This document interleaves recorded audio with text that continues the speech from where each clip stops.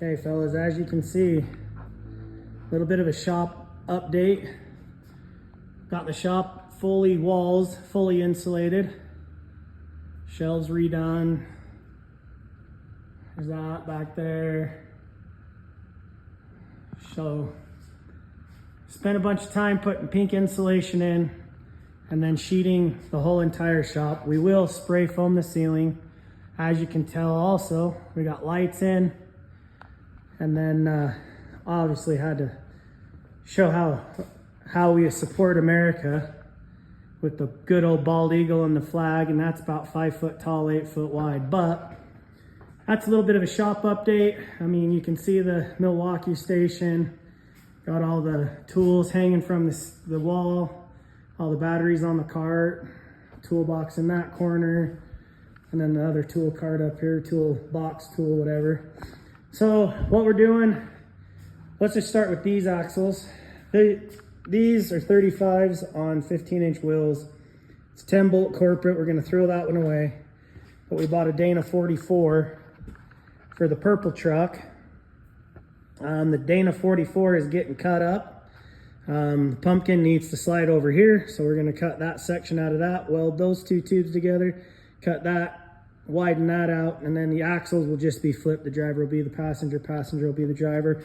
We're gonna build this axle all the way up so that we actually have a full working axle with 456 gears, ARB air lockers, possibly chrome ollie shafts, but we're not gonna go that far yet on that. We're just gonna do what we can just to get the truck up and running. The problem that we had with the purple truck, and you've probably seen it here on the channel before, is I've got 3-inch spacers, and they're 3 separate spacers for the front, changing it from a 5 on 4.5 to a 6 on whatever Chevy lug pattern is. And then the rear one goes from 5 on 5.5 to the 6-inch Chevy pattern. So we had a wheel fall off. Yeah, it sucks, but it's one of those things I didn't know until now, and now I know. And so here we are redoing a bunch of stuff that we should have just updated in the first place from the get-go, but I didn't know. So, and then here's the bag body drop, Mighty LS10. It's a Mighty Max body.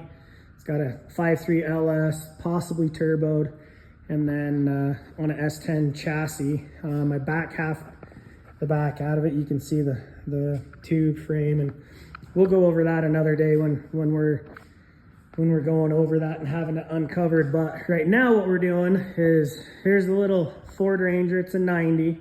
It's got a 2.3 in it. It had some issues with oiling. It had high miles on it, and the rings didn't seal, so we rebuilt the motor. I did it myself with my dad's boring bars, and I bored 3 out of the 4 holes too big, which isn't a big deal. It runs great. I mean, the only problem is we're going through oil, which is what we tried to fix in the first place. So what we're going to do is take the motor and trans out of that, and take the 2004 3.8 liter with the 5-speed. I have a little bit of a sneak peek right here in the corner. And yeah, we're gonna go ahead and put that 3.8 liter standalone ECU in the Ranger. And what we've already done, which is we're in the process of doing, as you can see, the arse end is all torn apart there. We actually took this 7.5, and I wish it was an 8.8, but it's not. This one's only gonna make about 300 horsepower, 300, 350 maybe. So it's a 7.5. We're gonna lock up the rear end with probably a spool or something fun. And so we've got this guy already kind of installed. Obviously I haven't done anything with pinion angle or anything like that yet. It's not fully locked in. The shocks are still not attached. So, but we're gonna do that. It's gonna have a locker, a spool, or some type of a limited slip or something in the rear. But it does have disc brakes. So that was the whole reason why we changed it, is because this one has disc brakes. Now the other thing that this is 4 inches wider than that axle over there that we took out. So now what I have to do, we were tucking the tires inside the bed right here, but because these beds are shot, I'm gonna go ahead and cut this section out. We're gonna bend that fender flare out 2 to 3 inches on each side. Hopefully do it in a nice way to where it looks decent rather than just looks like somebody hacked the heck out of it. I do have a bead roller, I have a planishing hammer, and I have an English wheel that we're gonna definitely use to try to make these panels. But you can see it's got a ton of rust. I mean, a little bit of rust there, a whole bunch of rust here, big rust pocket there. There's some rust back in that corner. This one's all rusted out here in the top corner. And then same thing with this, a little bit of rust right there that's getting out of control. That's all rusted out there. So these all need to be replaced anyways, all these patch panels. So I'm gonna go ahead and add some flare to it. Haha, actual fender flares, flare, ha. We're gonna add some flare to it. So that's what we're gonna do right now with that truck. And then we'll get the motor and trans. We'll probably take the gas tank out of this, put the Mustang gas tank back here in the back.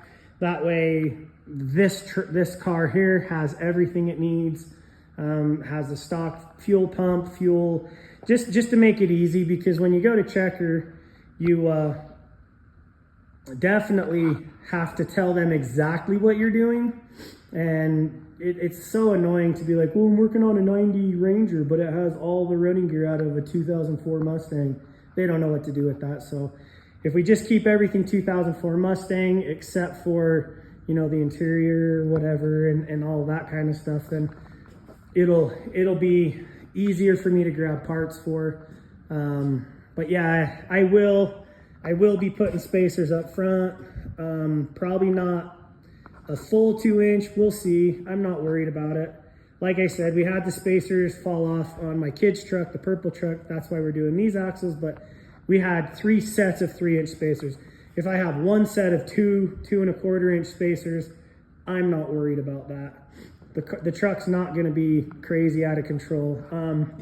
I will have to do fender flares on the front too, because I'm also installing these 3-inch drop beams. And we may have to do something as far as placement side to side to kick out that wheel and make sure the camber isn't too far off. It does say not to use the drop beams and the coils that I do have in the truck already to get it lowered.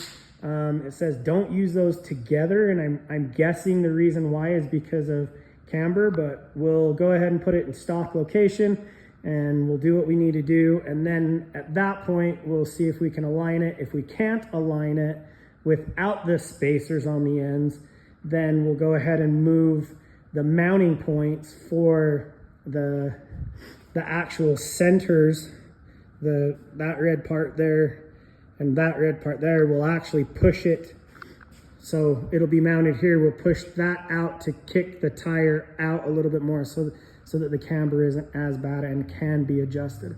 But that's it. Yeah, we had the lift put in. It's a Halo lift. It's been pretty good so far. I mean, don't get me wrong, it's not a super duper nice lift, but at the same time it gets the job done. So, but yeah, that's what we're up to.